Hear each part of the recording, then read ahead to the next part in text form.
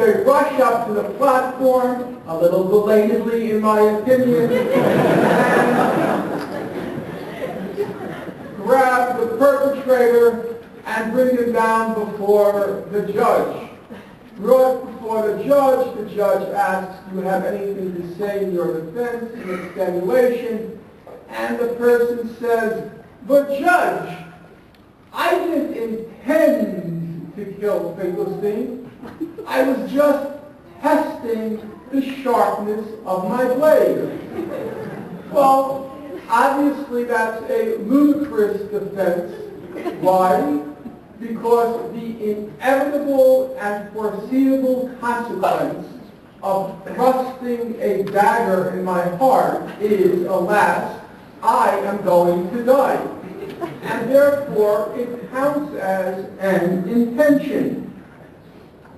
And the same principle applies with indiscriminate firings. So let's take an example which occurs almost on a daily basis now to the people of Gaza.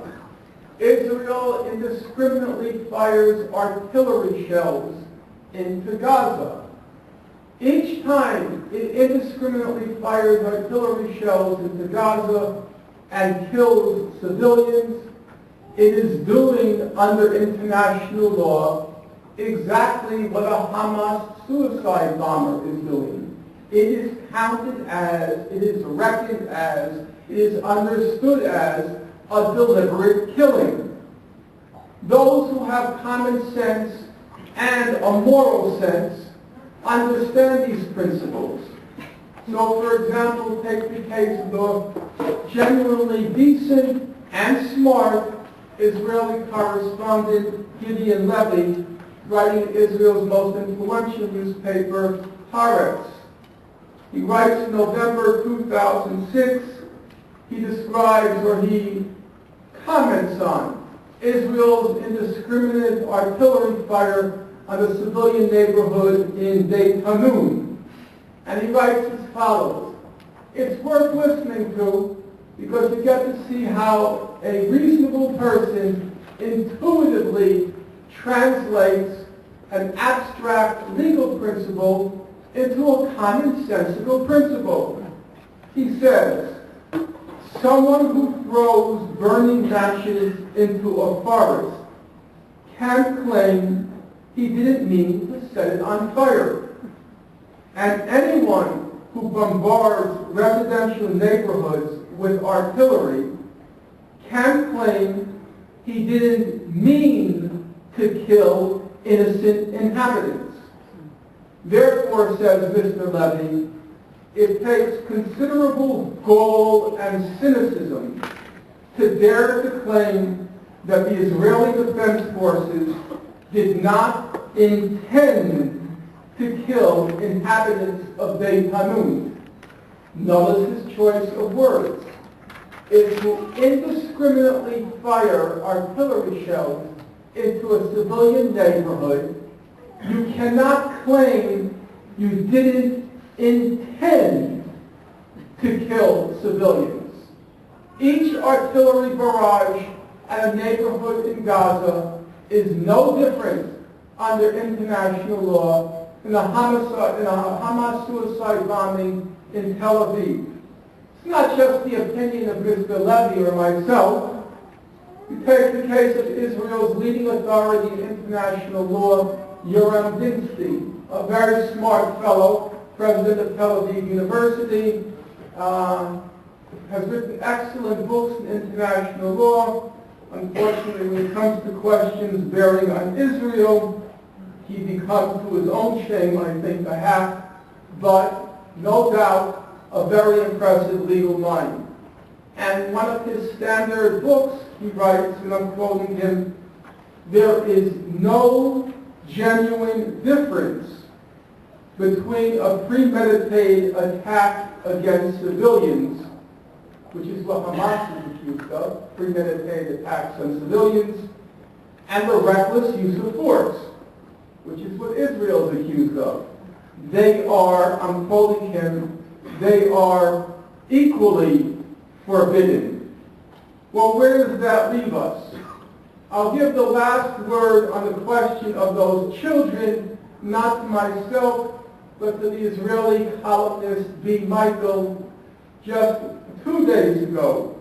He had an article entitled, "We Didn't Mean to Kill Them." And he writes as follows: "We really didn't mean to do it." Again, we didn't mean to do it. We have never meant to do it. Yet, as usual, even though we didn't mean it, we hit them. We hit them 1,000 times already, without meaning to do it. We have killed a total of 1,000 Palestinian children since the Second Intifada broke out on September 29, 2000. 1,000. And then he says, speaking to Israelis, but as well to their American supporters, "For those who wish to clear what is left of their conscience with the number of Israeli children killed by the Palestinians, here is a little information. Since the start of 2004, the Palestinians killed 11 Israeli children. We, during the same period, killed 452 Palestinian children. But how can we even compare? After all, they mean to do it." If you recall Jeffrey Goldberg, they mean to do it, while we don't. So maybe it would be better if we also start meaning to do it. Many children would be spared that way. Well, where does that leave us at the end of the day? The only differences between Israeli and Hamas terrorism are: one, Israeli terrorism is about 4 times as deadly, as lethal as Hamas terrorism. And 2, no demand, let alone sanctions, has been imposed on Israel to renounce terrorism. That's a hypocritical principle, for reasons which everybody understands. You said it yourself. You apply the principle to one side, it's a double standard. And that's exactly what's being done. Okay, many of you, some of you, are willing to go with me this far. Maybe it's true. The historical record is not controversial. Maybe what Finkelstein is saying is true. The human rights reports really don't contradict each other. They support each other on what's happening. But can it possibly be true? Is it plausible, credible, that resolving the conflict is not complicated? How can that be? On the surface, the fancy term prima facie, on the surface, it seems highly implausible. The conflict's been going on 40 years. For those of you in this room who are students, you do your life in, like a film reel in reverse. Your first day in kindergarten, let's start with your first birthday party, your first day in kindergarten, the crush in the 2nd grade teacher, your hormones go berserk in junior high school, then high school graduation, and you go all the way up to college graduation. And then you double that whole period in your life. You double it. And that's how long the Palestinians have had to endure this occupation. 40 years now. Can it not be controversial? Because were it not, it would be genuinely, we can use religious language, which I am averse to personally, it would be genuinely a sin that people would have to endure such a brutal, inhuman occupation for